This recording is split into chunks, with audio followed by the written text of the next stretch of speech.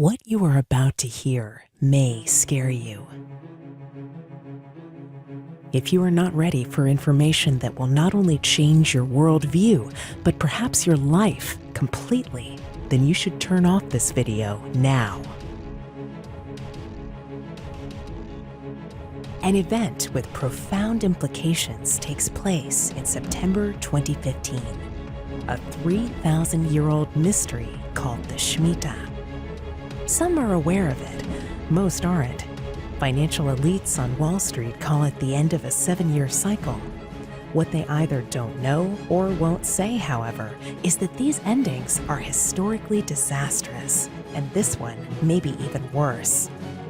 There are signs, both economic, financial, and military, that this September 2015 could change everything about the way we live and work and even survive.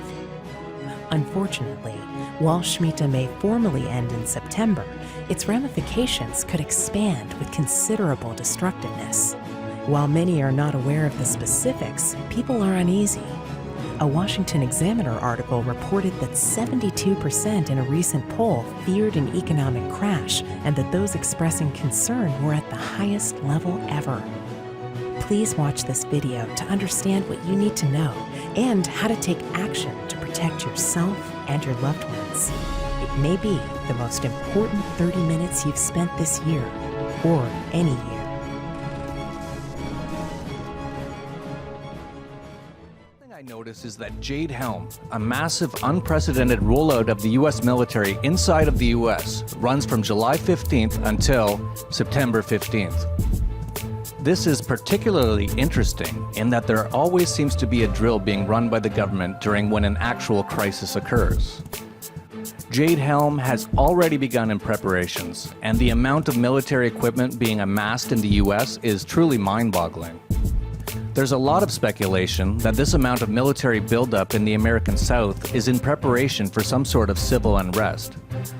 That speculation built when a number of Walmart stores recently closed on the same day across the southern US with no notice due to plumbing problems and are said to remain closed for 6 months.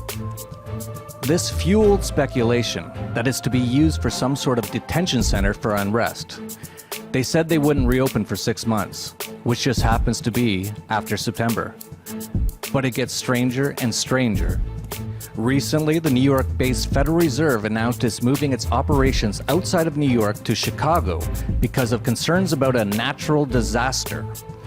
One might ask, what natural disaster are they expecting in New York that they aren't expecting in Chicago?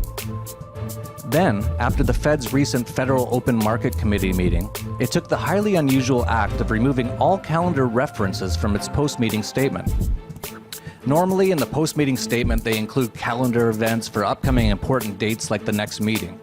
This time they didn't, and they just alluded that a date range for their long-awaited 0.25% rate hike, which alone can almost teeter the entire financial and monetary system loaded with debt, would likely be in the fall. But while they didn't put any dates of future meetings in their post-meeting notes, they do have dates on their website of upcoming meetings.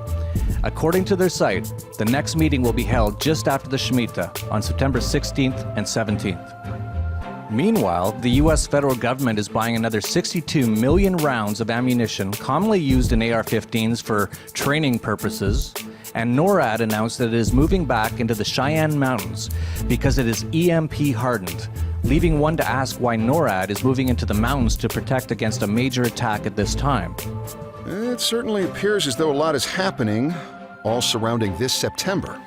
Absolutely, and the list of strangeness goes on and on. There was the strange 7-minute speech by Christine Lagarde of the IMF talking about numerology and the number 7 that she made in January of last year. She started the speech by saying, "As you can tell, I do what I am told." And she went on to say, "I want to test your numerology skills on the magic number 7. Most of you know that is quite a number." Thank you so much. Merci beaucoup. As you can tell, I do as I'm told. Numerology skills, by asking you to think about the magic 7. Okay? Most of you will know that 7 is quite a number in all sorts of themes, religions. That's a strange...